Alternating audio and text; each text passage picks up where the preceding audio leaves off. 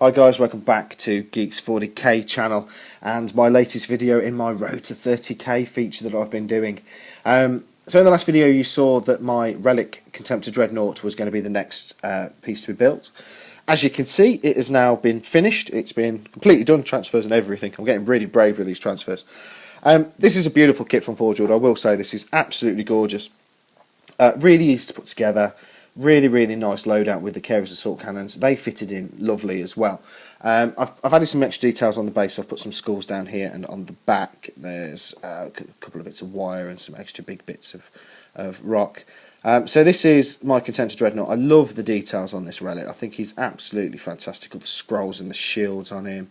Ultramarines logo. And then obviously you've got all the oaths of the moment across the top and the scroll across his chest. And again the shield on the other arm. So I'm looking forward to getting this guy into a battle. I really am. I think he's a beautiful miniature. This arm is completely glued in. Robin very kindly let me magnetise and show me how to magnetise this arm. So the next thing I also need to buy is the Power Fist, so that this guy can be run as on a Telemet Taurus, like I said in my last video. But I also like the fact that once it's stuck on, it gives me the choice of, he's kind of obviously at this angle and he's staring down, so the gun could be there. It could go for the full badass pose, it could go for the, yeah, bring it on pose, or it could go for the, I'm going to gun you in the face and you're all dead kind of pose. So it gives, I just like the fact that it just makes it versatile. It means you can pose him however you want to. But then again, I can also run my Power Fist. Always good.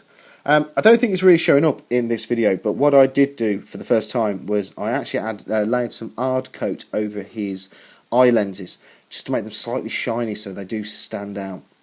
So as you can see, my next painting project has been completed. It is done. Really happy with how this turns out. I really am quite pleased with the paint job, especially around the oaths and the scroll around his chest. I think they look absolutely beautiful.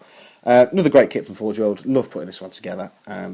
So, what is next? So you can see in front of me a part-built Rhino. This is actually the Games Workshop kit, obviously. It's a Mars pattern. They were around at the time of the Horus Heresy, so it's all nice and fluffy for me to be able to use this. It should have the bolters on the top for the Horus Heresy, but obviously you don't get them in the Games Workshop kit.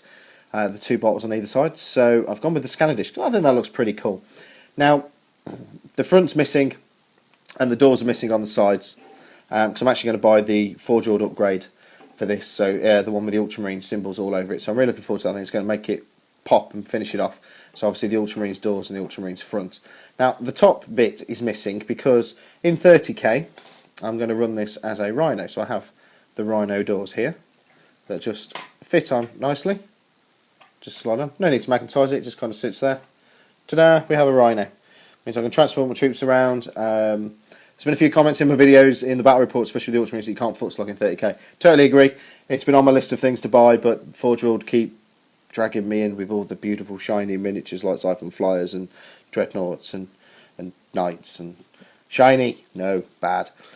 So yes, I know I needed transport. So this is what this is for. So 30k Rhino, Ultramarines doors on it. That looked pretty cool.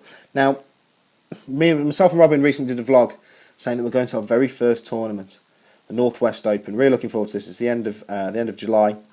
So my Ultramarines are coming with me. Now I'm going to have to run them as 40k. So you're going to see a couple. I think you might see one battle report as a test, maybe once these have built.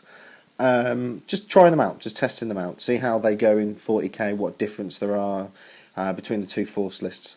Kind of got my head around it a little bit, but this is what this model's for. So this can be a Rhino, but for 40k, if needed,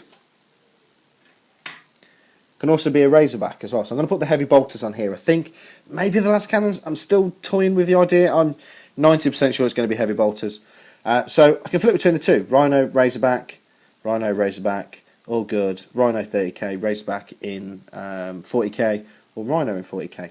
So that's what is next. But I also have this. Now this I have mentioned before. This is the Damocles Command Rhino that you can buy from Forge World. This is such a stunning kit to put together. I absolutely love it. Again, the doors aren't on yet. They're just about to be washed. And neither of the guns, the two bolters at the top. Now again, hole. And there's a good reason why. So first off, this is the Damocles sponson, well, the roof of the Damocles Command tank where the sensor dish goes. So 30k, I want to run it as a Damocles Command Rhino. Ta-da! There we go, scanner dish. I don't want to run it as that. I don't want to run it as a Rhino. Set of doors. Plump it on top.